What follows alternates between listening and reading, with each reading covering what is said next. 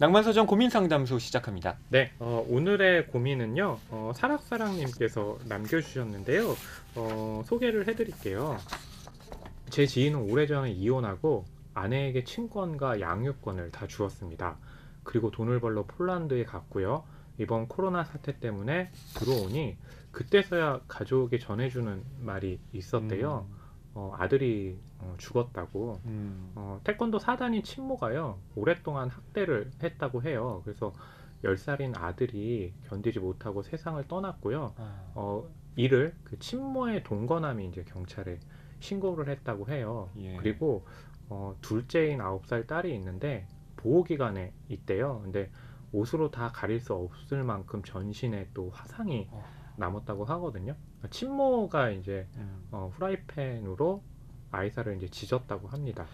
그래서 지인이 2주 동안의 격리 기간이 있었던 거예요. 자가 격리 기간이. 그래서 그것이 끝나고 나서 화장터에 아들의 화장터로 갔고 울부짖고 또 오열했다고 하거든요. 그러니까 뉴스에서만 보던 일이라고 생각을 했는데 사락사랑님께서는 네. 지인에게 일어나니까 뭐라고 좀 말을 하기도 힘들고 어떻게 해야 될지 좀 모르겠다고 하시면서 이렇게 고민상담소에 글을 남겨주셨습니다. 네. 그러니까 꼭 위로가 아니어도 되고요. 그냥 도움이 될 만한 영화, 책 추천 부탁드린다고 했는데 이 사연을 좀 알려주면서 이런 일이 좀 더는 없어야 되겠다라는 것도 좀 이렇게 행간해서 읽을 수가 있네요. 네. 실제로 이런 일들이 좀 많이 일어나더라고요. 예, 뉴스에서도 네, 또 보도가 되잖아요. 그렇죠. 그런 거 보게 되면 그냥 정말 참담한 마음을 금할 수가 없잖아요. 네. 네, 그래서 저도 이 글 읽고 이거 책과 영화를 추천한다는 것이 어떤 의미가 있을까라는 생각도 하지만 또 사락사랑님께서는 이 사연을 좀 알려주면서 이래선 도저히 안 된다라는 네. 좀 일종의 경고도 좀 주신 것 같습니다. 네.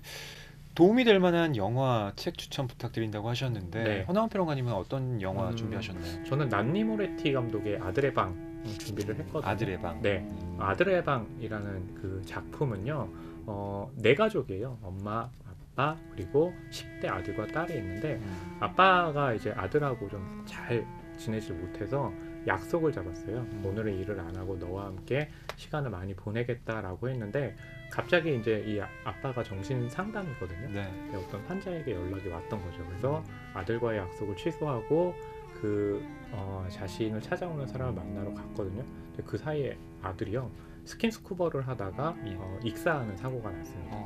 그래서 이제 아버지는 거기에 대한 내가 왜 아들을 안 만나고 다른 사람을 만나러 갔을까에 대한 죄책감도 있고 또 어머니도 마찬가지일 거고 그 딸도 마찬가지일 거고.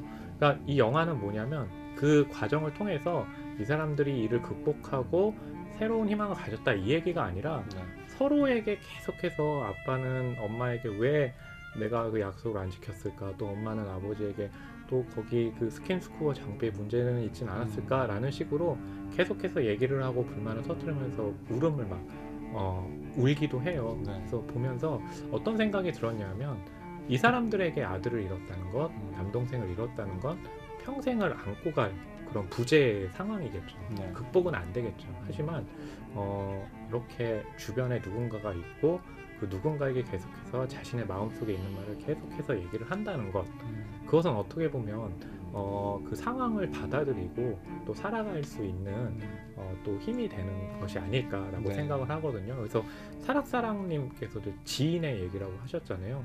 솔직히 어떤 일을 해줄 수 있겠어요. 그러게요. 근데 어느 순간 또 지인이 자신이 안고 있는 마음속에 말을 하던가 라고 했을 때 사락사랑님이 들어준다면 그것만으로도 그 시간은 좀 의미가 있지 않을까 싶거든요. 그래서 네. 저는 이제 아들의 방을 추천을 해드립니다. 네.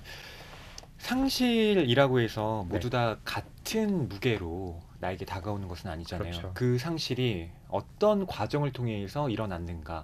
그런데 이 사락사랑님의 지인분 같은 경우는 그것이 자식의 죽음, 네. 또 한 자녀의 화상. 근데 그게 다 친모에 의해서 일어났다라고 네. 하는 것. 그것이 얼마나 끔찍한 일이겠어요. 그렇죠. 그리고 자신은 아무것도 몰랐고 아무것도 할 수 없었다라는 네. 자책감에 시달리고 계실 텐데요. 그렇죠. 그렇기 때문에 끊임없는 심리 상담 과정이 음. 또 필요하지 않을까 싶어요. 관련한 그럼 책을 준비를 하셨겠네요. 네, 저는 롬 마라스코와 브라이언 셔프가 함께 책을 쓴 이 슬픔의 위안을 가지고 왔습니다. 네. 이 책은 그 슬퍼하는 사람들이 광범위하게 겪는 문제들을 임상 심리학의 측면에서라기보다는 예술과 또 문학이라고 하는 여러 가지 그 사례들을 통해서 좀 이야기를 하고 있어요. 네. 이 저자들이 정신분석가나 심리상담가가 아니기 때문에 예술학과 교수이고 또 작가로 활동하고 있는 사람들이기 때문에 그러한데요. 여기에 이런 방법을 좀 제시하고 있습니다. 카페로 가라. 되도록이면 자주 찾는 카페는 피하라. 그러고는 자리에 앉아서 고통스러울 만큼 정직한 말을 써라. 다 쓰고 나면 종이를 찢어 쓰레기통에 버려라. 그것으로 끝이다. 라는 조언을 합니다. 이게 정말 도움이 될까 생각하실지도 모르겠지만 저도 사실 마음이 좀 힘들 때 무언가를 좀 끄적이는 편이거든요. 뭔가 마음속에 복잡하게 남아있는 것을 글로 쓰게 됐을 때 네. 정리하는 느낌이 또 들기도 하죠. 그렇습니다. 이자크 디네센이라는 작가가 그런 이야기를 한 적이 있습니다. 모든 슬픔은 그것을 글로 쓰는 순간 견딜만해진다라고요. 네. 그래서 저는 여기에 나오는 이러한 그 방법이 어느 정도 도움이 될 수 있지 않을까 생각을 하고요. 네. 또 슬픔에 대해서 이런 이야기도 합니다.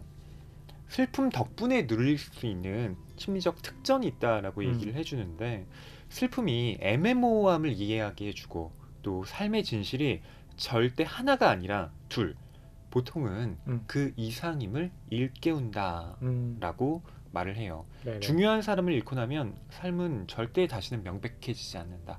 다시는 삶이 그냥 한 가지가 될 수 없다라고요. 네. 물론 이것 자체가 굉장히 고통스러운 진실이긴 한데 지금의 삶 자체가 명백한 것이 아니라 애매모호한 것 투성이. 근데 네. 그걸 그 자체로 우리가 좀 받아들일 수 있게 하는 그 슬픔의 어떤 위안이 존재할 수 있음을 이 책은 이야기를 하고 있는 거죠. 네. 보통은 우리가 슬퍼한다라는 감정 자체를 좀 터부시하는 경우가 있잖아요. 너무 슬퍼하지 마. 그 슬픔은 너를 좀먹는 거야 라고 얘기를 하는 경우가 많은데 네. 이 책은 그게 아니라 슬픔을 들여다봄으로써 그 슬픔의 본질에 천착함으로써 우리의 삶 자체를 어떤 식으로 재구성할 수 있는가를 이야기하고 있는 책입니다. 슬픔의 위안 같은 경우는 원론적인 해설이나 특별한 개념 정의를 하는 것이 아니라 개개인의 구체적인 사례를 또 많이 언급을 합니다. 네. 그러니까 사락사랑님의 지인분께도 좀 도움이 되지 않을까 싶어요. 네. 자, 오늘은 사락사랑님의 사연에 대해서 허나운 평론가님은 아들의 방이라는 영화를, 네. 저는 슬픔의 위안이라는 책을 추천드렸습니다. 네. 사락사랑님께서 이렇게 좀 지인분께 이 뭔가를 좀 해줄 수 있는 거는 바로 없겠지만 그래도 곁에 좀 있어 주셨으면 하는 그런 바람 드러내면서 또 여러분 고민 있으시면 댓글로 남겨주시면 저희가 또 방송에서 같이 이야기를 나누도록 하겠습니다. 낭만사전 고민상담소 마치겠습니다.